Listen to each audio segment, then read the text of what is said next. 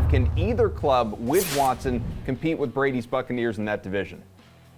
I mean, look, the Saints have absolutely owned the Buccaneers over the last few years. I mean, yeah, the Bucs obviously have gotten the title and they got the division win last year, but it's not because they were dominant against the Saints. The Saints defense has been extremely good at shutting down Tom Brady. For the most part, obviously there's that one division loss, but no, I mean, I think I wouldn't be going out to bet either one of these teams with Deshaun Watson, but I do think that both Atlanta and the Saints have a little bit better of a chance, much like the Raiders, than probably people realize. The Falcons went out and added Casey Hayward on defense, really addressing the cornerback position. They still need to get some kind of pass rush inside, but perhaps that can be addressed with the draft.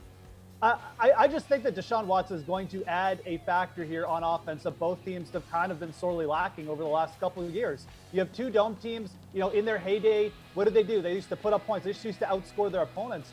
That potentially is going to be back on the table for either one of these teams next season. So no, I think that this division is actually going to be a little bit more competitive than people realize. Can Tom Brady just come in and pick up right where he left off at the start of last year? The Buccaneers, they've been really good the last 2 years, but they didn't really look too good in going out in the playoffs last year either.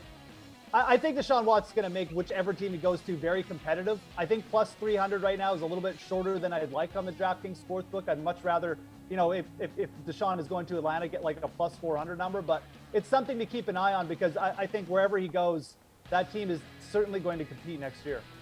With Geoff's guy Carson Wentz gone, you've got, of course, a Colts team really with kind of no quarterback right now, Pearce. Do you think Indianapolis is rooting for Watson to land in Atlanta so at least Matt Ryan becomes available? Sure, it's fine. If Watson goes there, then they get Matt Ryan. They pick because Ryan will get cut, so you can sign him.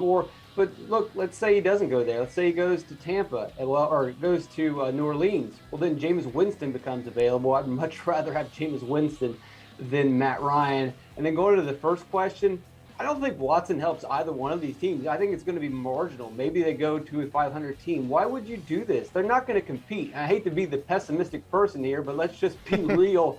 Neither of these teams are going to beat the Buccaneers this season. So why mortgage your future to get Watson to get to maybe 500 and take all the baggage that comes along with him? Why not just take your sub 500 a year and build for the future? You're not beating Tampa this season. He's 26, Pearce. He's 26. They're obviously looking ahead. I think they realize they can't compete with the Bucs next year, but they're saying 2 years from now, 3 years from now, when Tom Brady finally retires, potentially, we'll be the kings of the division. So Pearce probably right. It's probably the Bucs division next year, but it is.